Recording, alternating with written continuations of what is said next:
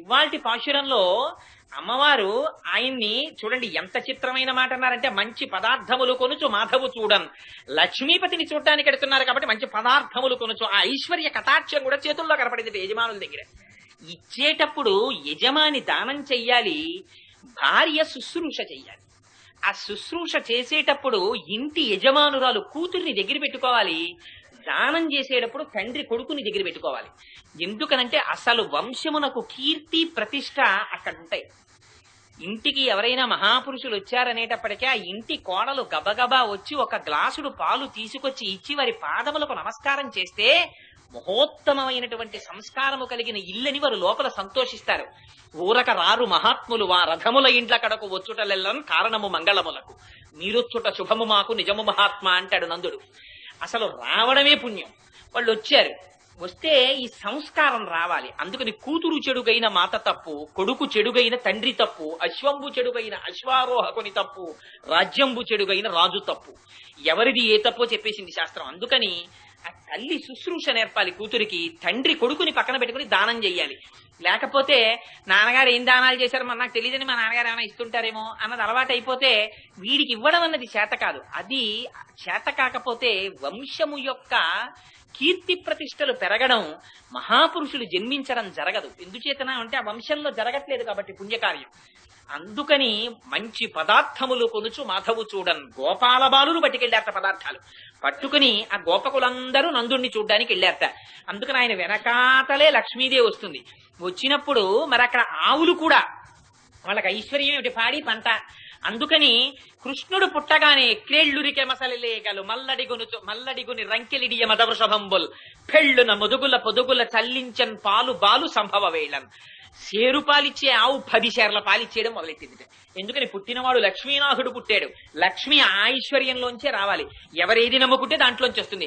సిరిదా వచ్చిన వచ్చును సలలితముగా నారికేళ సలిలము భంగిన్ సిరిదా పోయిన పోవును కరిమంగిన వెలగ పండు కరణిని సుమతి. అందుకని ఆ పాల రూపంలోనే వచ్చింది ఆవిడ. ఆ పాడి పంట వృద్ధి చెందాయి. అంతకు ముందు వాళ్ళు అంతంత చెయ్యవలసిన అవసరం లేకపోయింది. ఇప్పుడు ఆ కుండలలో పెరుగులోట కవ్వాల్ని గట్టిగా దింపుతున్నారట. దింపి పాపం వాళ్ళకి అది చాలా పవిత్ర కర్మ. అందుకని స్నానం చేసి పట్టుబట్టలు కట్టుకుని ఆ కొంగులు దోపుకుని జుట్లు ముడి వేసుకుని వాటిలో పువ్వులు పెట్టుకుని వడ్డాణాలు పెట్టుకుని చేతి నిండా గాజులు వేసుకుని ఆ కవ్వాలకి తాళ్లు కట్టి ఆ దధిమదనం చేస్తుంటే పాటలు పాడుకుంటుంటే అందులో వాళ్ళందరికీ ఓ అలవాటు. కృష్ణుడు పుట్టిన తర్వాత వాళ్ళు ఎప్పుడు పాడుకున్నా వాళ్ళు ఎప్పుడు కృష్ణుడి మీద పాటలు పాడుకుంటుంటారు. అందుకని ఈ పాటల ధ్వని, గాజుల ధ్వని, ఆ తోడి వీళ్ళ యొక్క ఆ మెడలో వేసుకున్నటువంటి ఆభరణముల యొక్క ధ్వని కలిసి 3 ధ్వనులు పవిత్రమై ఆకాశమంతటా వ్యాపిస్తున్నాయిట. ఇంట్లో పనులు చేసుకునేటప్పుడు భగవన్నామ సంకీర్తన చేస్తూ చేసేటటువంటి వారి ఇంటిలోకి అంత తొందరగా దుష్టగ్రహాలు ప్రవేశించవు. ఇది తెలిసో తెలియకో నోటి వెంట నామం జరిగిపోతుంటుంది. సమయం వృధా కాకుండా వెళ్ళిపోతుంటుంది. భాగవతం నేర్పుతుంది మన జీవితాన్ని. అమ్మవారు పాశురాన్ని అడ్డుపెట్టి మళ్ళీ జ్ఞాపకం చేస్తోంది మనం ఎలా బ్రతకాలం. అందుకని ఆ దధిమథనం చేస్తున్నారట. ఆ దధిమథనం చేస్తుంటే సుప్రభాతం చెప్పినా వెంకటేశ్వర స్వామి వారికి పొద్దున్నే ఇదే గుర్తు చేస్తాం ఆయనకి. ఇది గుర్తొస్తే ఆయన కూడా ఉలిక్కిపడి వింటాడు ఒకసారి. ఎందుకంటే అవతారమే కదా. అరే ఆయనకి చెప్తూ ఆయన గురించి ఒక మాట చెప్తారు. యోషా గణేనవ రతగ్ని విమధ్యమాని ఘోషాలయేషు దిమంతన తీవ్ర ఘోషాః రోషాత్ కెలింబిత తతే కకుభచ్చ కుంభాః శ్రీ వెంకటాచలపతే తవ సుప్రభాతం అంటారు. స్వామి ఆ కుండలలో కవ్వాలు దింపి ఆ గోపకాంతలు చల్ల చేస్తుంటే పెద్ద పెద్ద కుండలు, అంతంత పెరుగు, ఆ లోపల కవ్వాలు తిరగలేక తిరుగుతుంటే కవ్వాలకి కుండలకి దెబ్బలాటొచ్చి అరుచుకుంటున్నాయా అన్నంత ధనుస్తోంది. స్వామి లేచిరా, నువ్వోసారి నందవ్రజంలో పుట్టి అంత ఐశ్వర్యం వాళ్ళకి ఇచ్చావే అనగానేట ఒక్కసారి ఆ గోపకాంతలు, ఆ గోపాల బాలురు తను తిరగడం, తన సౌలభ్యం గుర్తొచ్చి గోవిందనామం కదా గభాలన లేస్తాట స్వామి. అంటే ఆయన ఇప్పుడు నిద్రపోతాడనే మన ఆర్తి. అలా భగవంతుడు దర్శనమిస్తాట. అందుకని సుప్రభాతంలో కూడా అదే వాడారు. అంత చిత్రంగా ఇక్కడ అమ్మవారు అంటుంది, అదిగో ధ్వని నీకు వినపడడం లేదా అంటుంది. ఇది బాహ్యమునందు ధ్వని కాదు, దీని ఆంతరమున రహస్యం వేరు. మొట్టమొదట విడిపోయినది కొప్పు. కొప్పు విడిపోయి సుగంధం వస్తోంది. ఎందుకని కొప్పులో పువ్వులు ఉన్నాయి కనుక. జుత్తు మోహానికి గుర్తు. అపారమైనటువంటి శారీరక తాదాత్మ్యతకి సౌందర్య ఆకర్షణకి తలనీలాలు గుర్తు. వాడు చొక్కాకి గుండీలన్నా పెట్టుకోడు కానీ తలకాయ మాత్రం దూకుంటాడు. ఈ శరీరం ముడతలు పడిపోయినా బాధ లేదు కానీ దీనికి రంగు మాత్రం వేసేసుకుంటాడు. చొక్కా ఉతుక్కోవడం అన్నా మరిచిపోతాడు కానీ ఇది వెలిసిపోతే మాత్రం ఎంత బెంగ పెట్టుకుంటాడో. అంటే నేను ఎవరిని ఉద్దేశించి అనలేదు చూసుకోండి. అందుకని ఈ జుత్తు తెల్లబడుతుంటుంది. భగవానుడు జ్ఞాపకం చెయ్యాలంటే పాపం ఆయన కూడా కొన్ని సిగ్నల్స్ పెట్టుకున్నాడు.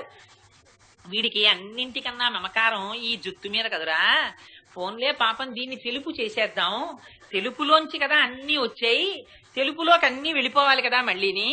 అబ్బాయి ఎందులోంచి వచ్చావో అందులోకి మళ్ళీ వెళ్ళిపోయే టైం వచ్చేస్తోందిరా, ఎందుకు వచ్చావో మర్చిపోయావురా అని గుర్తు చేసుకుంటాడేమో దువ్వుకునేటప్పుడు. అని ఆయన తెలుపు చేస్తే వీడు అమాయకుడా వీడు తలుపు చేసుకుంటారు కదా. అందుచేత చిత్రం ఏమిటంటే అక్కడ ఆ జుట్టు వ్యామోహానికి గుర్తు. లేకపోతే తిరుమల పెడితే తలనీలాలకి ఎందుకండి? ఇన్ని కోట్ల బ్రహ్మాండాల్ని సృష్టించినటువంటి వాడికి దిక్కుమాలిన వెంట్రుకలు తక్కువ వచ్చాయి ఆయనకి.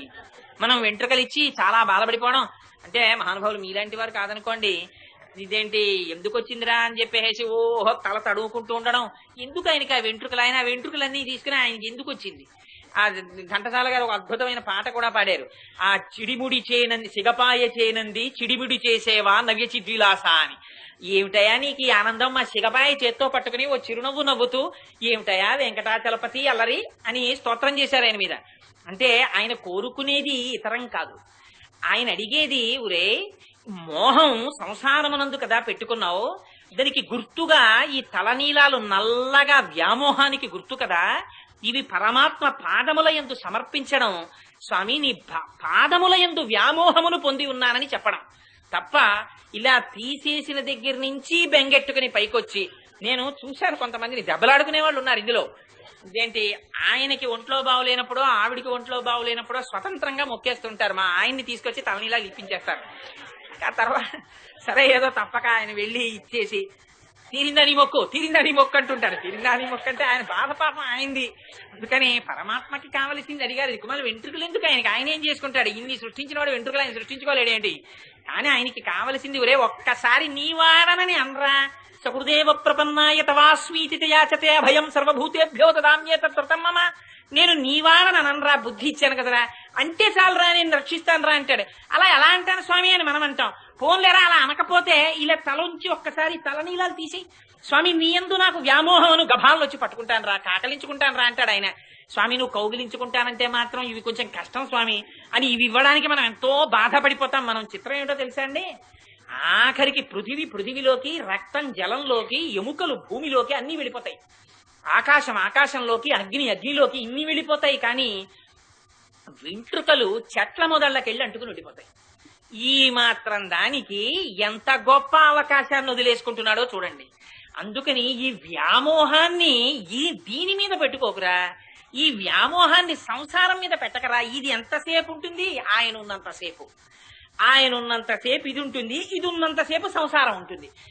ఆయన వెళ్ళిపోతే ఇది లేదు, ఇది లేకపోతే ఇది లేకపోతే సంసారం లేదు. అక్కడతో డిస్కనెక్ట్ అయిపోయిందంతే. ఇంతకు ముందు ఎంత ఒంటరిగా వచ్చాడో మళ్ళీ అంత ఒంటరిగా వెళ్ళిపోతాడంతే బయటికి.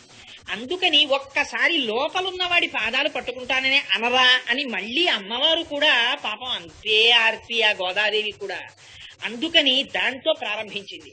ఈ జ్ఞానము కలగడం పువ్వుతో సంకేతం. ఈ పువ్వుని, ఈ జ్ఞానాన్ని, ఈ వ్యామోహాన్ని పరమాత్మ పాదముల యందు పెట్టుకో.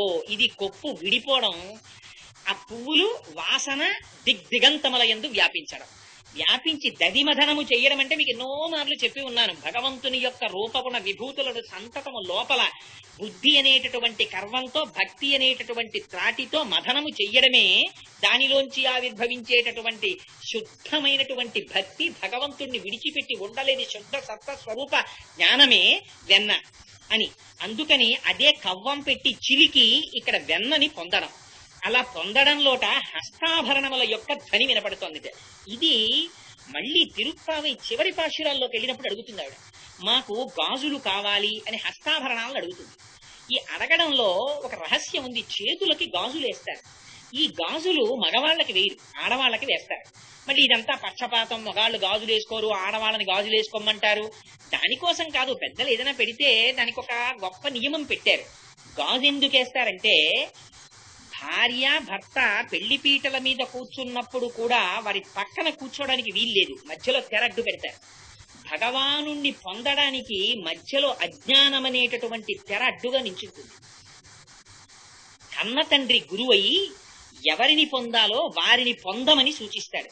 అది అంగీకరిస్తే తెర లేచిపోతుంది. అయితే ఆ చెయ్యి పట్టుకుంటాడు, మొట్టమొదట పాణిగ్రహణం చేస్తాడు. పాణిగ్రహం అంటే అరచేతిని అరచేతితో పూర్తిగా రాసి పట్టుకుంటారు. పట్టుకుంటే దాన్ని పాణిగ్రహణం అంటారు. ఆ పాణిగ్రహణం చేస్తే పరమేశ్వరుని యొక్క చెయ్యి పట్టినట్టు. అందుకని యోమే భర్త సవే గురువు, భర్త ప్రత్యక్ష దైవం. ఆ భగవంతుని చేత చేపట్టబడినటువంటి చెయ్యి అనడానికి మంగళ సూచనగా చేతికి గాజులు వేస్తారు. ఈ గాజుల యొక్క ధ్వని భగవంతుని చేత చేపట్టబడినటువంటి చెయ్యి అన్నదానికి గుర్తు. అందుకని గాజుల యొక్క చేతి ధ్వని వినపడుతోంది అంటే భగవంతుని యొక్క పాణిగ్రహణం, భగవంతుడి యొక్క చేతిని అందిపుచ్చుకున్నటువంటి ఆ ప్రయోజనాన్ని పొందినటువంటి తాదాత్మ్యతని అనుభవించడం, అది గాజుల ధ్వని. ఈ మంగళసూత్రాల యొక్క ధ్వని అంటే ఈ మంగళసూత్రాల్లో మళ్ళీ కాసు పిరప్పు కదమా అని రెండుంటాయి. ఈ కాసు పిరప్పు అనేటటువంటి మంగళసూత్రములకు పెట్టబడినటువంటి ఆభరణములు, ఆ పెట్టబడినటువంటి ఆ రెండు ఏమంటామంటే ఆ బిళ్ళల లాంటివి, అవి కలిసి చేసేటటువంటి ధ్వని, ఆ ఆభరణముల సవ్వడి ఒక చిత్రమైంది. ఆ మంగళసూత్రం అన్న మాట ఒక్క ఆర్ష సాంప్రదాయానికే చెల్లింది. ఈ మంగళసూత్రం గురించి ప్రస్తావన లేనటువంటి సంప్రదాయం లేదు. అద్వైతంలో చెప్పిన మంగళసూత్రం గురించి ఒక చోట వ్యాఖ్యానంలో చదివాను నేను. అది ఎందుకు పరమ పవిత్రం, ఆ మంగళసూత్రం కడిగితే అద్వైత భావన ఎలా కలుగుతుందని. దాన్ని ద్వైతంలో వాడతారు, విశిష్టాద్వైతంలో వాడతారు, అద్వైతంలో వాడతారు. ఇవన్నీ సిద్ధాంతాలు ఎలా ఉన్నా యథార్థానికి అన్ని మన్ని మెట్లు ఎక్కించడానికి వచ్చినవి. అది గుర్తు పెట్టుకోకపోతే మాత్రం నిష్కారణంగా ఇబ్బంది పడతాం. ఇవి అన్ని మన్ని ఒక్కొక్క మెట్టు ఎక్కించేవిగా తీసుకోవాలి. తీసుకుని మెట్లు ఎక్కాలి తప్ప దేని పట్ల నిరాదరణ మాత్రం పనికిరాదు. అందుచేత ఆ ధ్వని రావడం అంటే మంగళసూత్రం అంటే దానికి ఇంకొక పేరు పెట్టాల. మంగళం అంటే ఏమిటి? మంగళం అంటే అత్యంత శుభం. ఏమిటి అత్యంత శుభం? ఆయన ఉండడమే శుభం. ఇంకంతకన్నా స్త్రీకి వేరొక శుభం లేదు. ఎన్ని కోట్లు ఉండనివ్వండి, ఇంత ఐశ్వర్యం ఉండనివ్వండి. సీతమ్మ చెప్పేసింది. అరణ్యవాసానికి వెళ్ళేటప్పుడు రాముడు అన్నాడు, నువ్వెందుకు నాతోటి, నేను వెడతానన్నాను కానీ నిన్ను తీసుకెడతానని ప్రమాణం చేయలేదు మా నాన్నగారితోటి, నువ్వెందుకు అరణ్యవాసానికి, నువ్వు రావద్దన్నాడు. ఇక్కడ ఉంటే సుఖంగా ఉంటావు, ఆ అరణ్యవాసానికి వస్తే చాలా కష్టాలున్నాయి, రావద్దంటే అమ్మవారంది అద్భుతమైన మాట ఒకటి చెప్పింది. నా తంత్రి వజ్జతే వీణ, నా చక్రం వర్తతే రథ, నా పతి సుఖమే దేత యస్యాదపి శతాత్మజ అంది. నా తంత్రి వజ్జతే వీణ, వీణ తీగ గోరు పెట్టి కొడుతుంటే పెనగి మోగుతుంది, కానీ వీణ తీగ మోగుతోంది అందరూ, వీణ మోగుతోందంటారు. నా తంత్రి వజ్జతే వీణ, నా చక్రం వర్తతే రథ. రథం రహదారి మీద వెళ్లిపోయేటప్పుడు రాతి దెబ్బలు తిని చక్రాలు నడుస్తాయి, కానీ చక్రములు నడుస్తున్నాయి అందరూ, రథం నడుస్తోందంటారు. చక్రం వర్తతే రథ, నా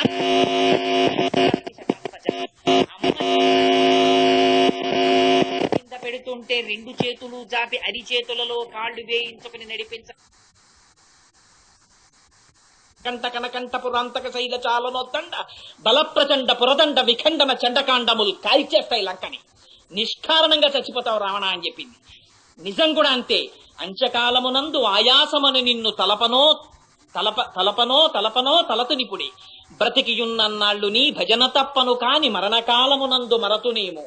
ఆవేళ యమదూతల అగ్రహంబున వచ్చి ప్రాణముల్ పెకలించి పట్టునప్పుడు కప వాత పైచముల్ కప్పగా శ్రమచేత కంపముద్భవమంది కష్టపడుచు నారాయణాయంచు నా జింహతో నిన్ను పిలుతునో శ్రమచేత పిలువలేను.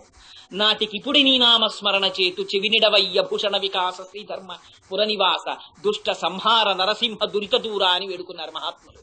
అందుచేత కావలసింది ఆ భగవన్నామం చెప్పడం నోటి వెంట సర్వకాలములయందు ఆ నామం చెప్పుకోగలిగినటువంటి అలవాటు ఉత్తరోత్తరముల యందు పనికొస్తుంది. ఇది మనస్సుకి అలవాటైతే, ఒక వ్యాఖ్యానంలో నేను ఒక మాట చదివి ఒక పావుగంట సేపు పుస్తకం చదువుకోలేకపోయాను.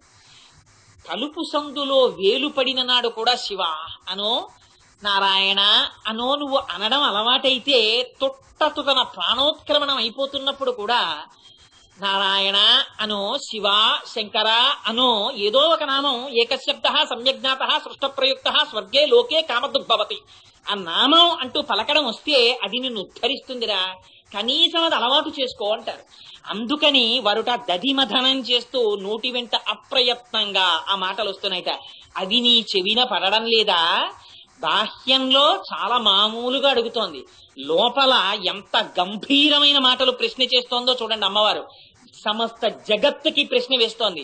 ఇది గోపికల్ని మాత్రం కేవలం లేచిరమ్మని కాదు. ఆనాడెప్పుడు గోపికల్ని లేచిరమ్మని వ్రతం చేస్తే ఈనాడు ధనుర్మాస వ్రతం అని ఇప్పుడు మనం చెప్పవలసిన అవసరమే ఉంది. ఆనాడు ఆవిడ చేసింది అయిపోయింది అక్కడతోటి, అది ఇవాళ తలుచుకోవడం ఎందుకు? కాదు కాదు, దాని లోపల సమస్త జగత్తుకి సందేశం ఉంది. అందుకని ఒక్కొక్క ఆళ్వారుల్ని గుర్తు చేస్తోంది. చేసి ఇంత ఆర్తితో పాశురాలు చెప్పింది తల్లి. అందుచేత లేచిరా, ఈ ధనులు నీకు వినపట్టం లేదా? అనంతముగా అంతటా వ్యాపించినటువంటి శ్రీమన్నారాయణుడు కంటితో చూడడానికి వీలైన కృష్ణుడిగా ఆవిర్భవించాడు. ఆ అవతరించిన వాడు కేశీ అన్న రాక్షసిని చంపాడు. అమ్మో, ఆ స్వామి కేశీ అన్న రాక్షసు వచ్చి ఆయన మీద పడ్డమా, ఆయన సంహరించడమా అని లోపల భక్తి కలిగిన దానివైతే భగవంతుడికి వచ్చిన ఆపద విని బెంగ పెట్టుకుని గబాల లేవద్దు. ఆ కృష్ణుడు మన కోసమని వస్తే ఆయనకు అంత ఆపద వచ్చింది. ఆ కేశవా అన్న నామంతో మేము ఇవాళ మంగళం పాడుతున్నాం. లేచిరా, నీకు కాంతి ఉంది, అది కనపడకుండా పరిహరిస్తున్నావు. నీ రోమకూపములలోంచి బ్రహ్మ తేజస్సు స్పష్టంగా కనపడుతోంది, కానీ అది మా కంటికి కనపడకుండా తలుపు వేసుకున్నావు. నీ వంటి వారు చేరకపోతే ఈ వ్రతానికి పూర్ణత్వం ఎందుకు వస్తుంది? అందుకని కావలసినది ఏమిటి? మహాపురుషులు కూడాలి, కూడితే ఆ వ్రతం పూర్తవుతుంది. అందుకని రా, వచ్చి మాతో కలిసి మనం అందరం కలిసి మార్గశీర్ష స్నానం చేసి ఆ పరమ ప్రయోజనాన్ని పొందెదముగాక అని పైకి గోపికని పిలుస్తున్నట్టు ఆంతరమునందు మనకందరికీ ఇంత బోధ చేయడానికి తల్లి ఆ పాశురమును విజ్ఞాపన చేసినది అని ప్రతిపాదిస్తూ రేపటి రోజున వేరొక పాశురాన్ని విజ్ఞాపన చేస్తాను. మంగళాశాసన పరైః మదాచార్య పురోగమైః సర్వైశ్చ పూర్వైరాచార్యైః సత్కృతాయాస్తు మంగళం.